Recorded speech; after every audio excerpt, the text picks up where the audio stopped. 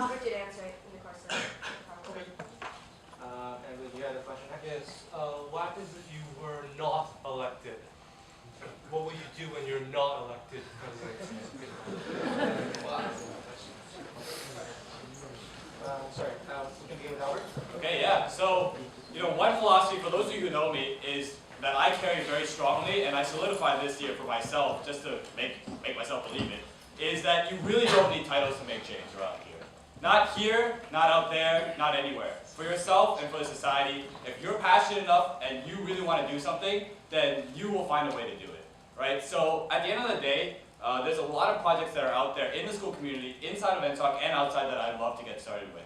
One example is a volunteer network program that Owen and I have been talking about recently, and basically it's a training program. I mean, it's part of my platform, but developing a professional skills training program that links with volunteer opportunities, such that we get skilled volunteers, not just within NSOC, but throughout all of our school community. And that way, people not only get volunteer experience, but they also get value added to their volunteer experience, so that they want to come out, and they get recognition for that, right? So that's one big program that will really take a lot of effort to implement, and I'd really like to put that in place.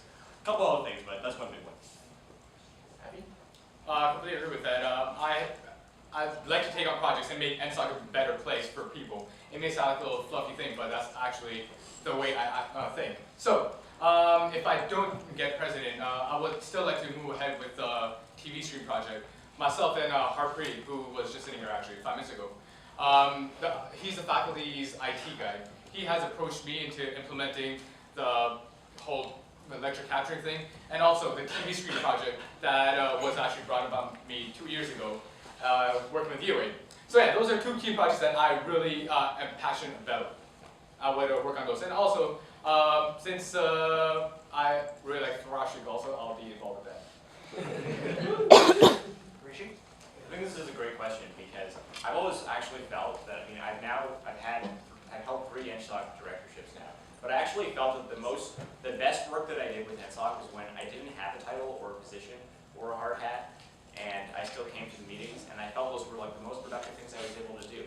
Because people actually take you a lot more seriously when you're not from here.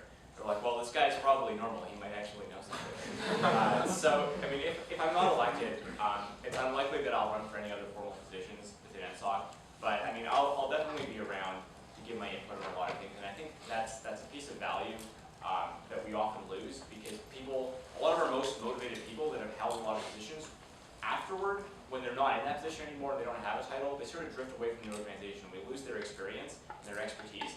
And for example, this year, I've been pretty disappointed to see that a lot of, out of our ex-officers from last year, there hasn't really been much involvement in the governance of the organization this year.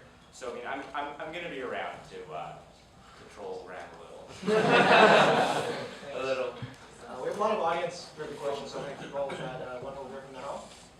Yeah, my question revolves around the 90% of voters that don't turn up to vote for NSOC. So I've never really understood why this number is so big. So I was just wondering what your views are on those 90% and how you can get better involvement. Albert mentioned a little bit the volunteer program, but besides that, what are your views on increasing the outsiders to be involved with the NSOC, I guess? I'll let Rishi answer that first. Yeah, so I've got a 2-part answer to that question. It's the reason why people are not involved. It's A, because NSOC isn't doing enough for them, but also because many cases don't know about the things that NSOC is doing for them. For example, our exams database, which is a fantastic project that everybody uses, many of the people who use that have no idea that it's run by the Engineering Society, because NSOC does an awful job at actually branding our services and telling people they run it. The engineering store, which is highly useful, everybody thinks it's run by the faculty. A lot of people don't realize that it's run by students. So my answer to your question is, A, I'm going to take all the services that we're running and brand them in a way that you will know that it's being run by the Engineering Society. So you'll know what the impact that you're getting from your existing organization is. But also, I want to introduce a lot of new programs, like, for example, being able to take up people's academic issues, something that has, I would say, the broadest reach by far. That, I think, alone will massively increase the engagement that people have with NSOC. Albert? Yeah, I really don't want to just copy the answer, but a lot of the points are very valid. Most definitely, the point that a lot of students don't feel that NSOC does anything, right? And maybe, you know, we have our platforms now, and a lot of the other officer candidates do as well. And just based on personal experience, people think that, you know what, you know, this is great promises, but who cares? Like, they're probably not going to finish them by the end of the year, right? So that's the mentality and the culture that we've unfortunately bred here. So the idea is to really make sure that we show students that what NSOC is doing is affecting them and how it's affecting them, right? As Rishi said, branding is a good way to do it, but also creating good two-way communication channels to actually get continuous feedback on what are our metrics, what are our goals, and do they serve the student body, right? That way students will actually be more engaged, more involved, and potentially want to run for these positions and get involved with votership in the future. Yeah, so I think I do agree with these two. We've had a lot of discussions together. So, but like, I guess one other thing that I am really happy to see this year is the way, the direction that NSOC is moving into, the whole academic and jobs. These are two main things that every single student at U of T Engineering cares about. And I know that when I've done class speeches, I've gotten a great response for that reason. Because I talk about these two things, and I know you guys also are focusing on that. And so, students are, in general, more receptive to these things. Great, thanks. I'm going to jump in here with another question. Again, I want to preface this with that as moderator, I'm going to try to be a bit more controversial, hopefully to get more truth out for students. Yes. So don't worry, I will point questions to individuals one by one, so you will all get your turn. So first for Abby, your platform that you wrote on Facebook and other places has been pretty focused on education, academics, and professional development. And some would say that's pretty much the VP Academic portfolio. Why don't you run for VP Academic, and why do you want to run for president instead? So the,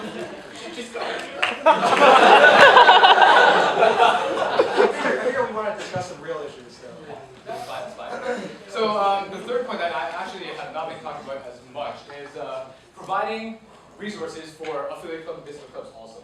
So that's another thing that is on my push on my campaign on Facebook.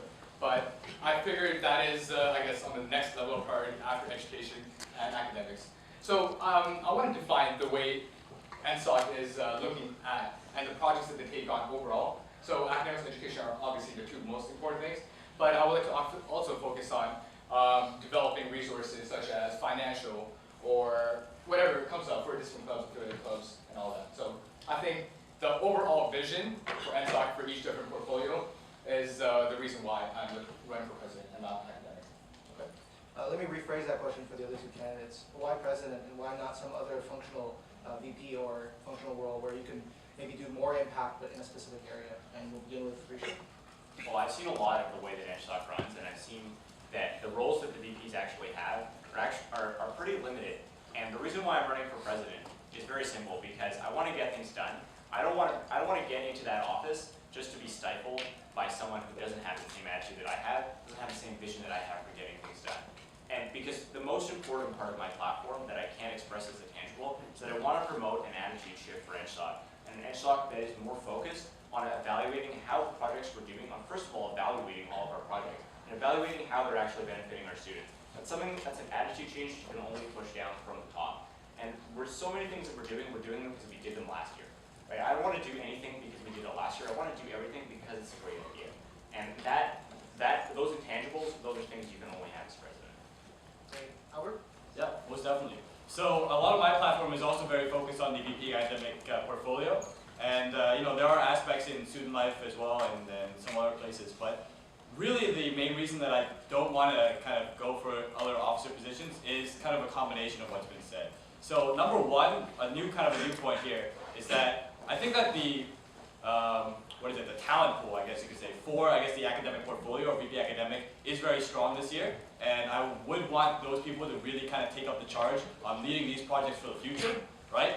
And aside from that, as Rishi mentioned and as Abby mentioned, a lot of what my platform is focused on is not particularly a specific project, but setting those long-term metrics for NSOC as an organization across the board. So how we interact with the faculty, how we interact with our students, how we run our services, and how we run our events. How do we know we're successful, and how do we know we're serving our students? So that kind of vision, again, is much easier to be implemented from a presidency position. Thank you. So back to the audience. I believe Jenny had a question. Okay, so it's obviously very important for each individual officer to pursue their own projects and work on their own areas. But we also know that it's really important for them to work together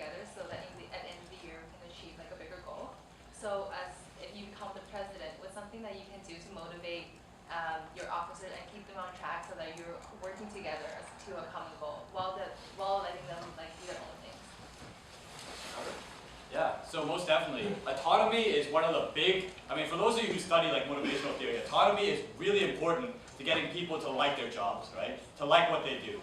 And so it's got to be a balance between letting officers take on the projects that they want and taking on the projects that we share resources with, right? So at the end of the day, if officers want to do a project that really won't like drain a lot of NSOC's resources, then all the power to them, right? At the end of the day, if it benefits our society and it actually benefits our students, then we should promote that kind of attitude, that kind of initiative taking that doesn't have to come from the top down. In terms of collaborative projects, it's again coming back to that idea of understanding what the motivations are. Why is everybody here? Why does everybody want to be a part of NSOC? And what is it that they want to accomplish? And seeing where those overlaps are and trying to push those onto them throughout the year by touching up and touching base with them with good milestones and good, at like regular meetings, informal of course, to make sure that they're keeping track to those motivations and that they're all moving in the same direction. Yeah, so once again, I agree with Albert, but one different point that I just came up with right now is the fact that you could do a bunch of simultaneous projects. Okay, yeah. So you can do a bunch of simultaneous projects. Say if I become the president, I would work with the VPCom to do a couple of things with branding here and there. But then VPCom would also have a couple of projects that they want to implement themselves also. So I guess just like balancing these things out would ensure that everything is getting done and the vision is fully aligned. Now, one thing that I want to focus on in order to get things done, I want to borrow something that I learned on my PY term actually. So at work, every employee has a performance contract, and as you go up the chain of management, your manager's performance contract rolls up all of the goals that are aligned out in all the performance contracts of their employees. Because I want officers to realize that aside from the few transactional things that officers have to do, I mean, DBCOM has a few, but a lot of them have none, their most important responsibility is to support the project directors that are under them. And I want every project director to have an operating plan for the year, and all of those should roll up into their supervising officer's plan for the year. And if officers have other projects that they're going to work on that are only going to affect them, now that's fine, but they need to understand the biggest impact that they're going to have is by influencing the 5 or the 10 or the 15 people who are under them, who have way more manpower than them, more resources, and more flexibility to go out and get things done. So I want to make sure that every officer is engaging with the people who are below them as well to make sure they're accomplishing their goals and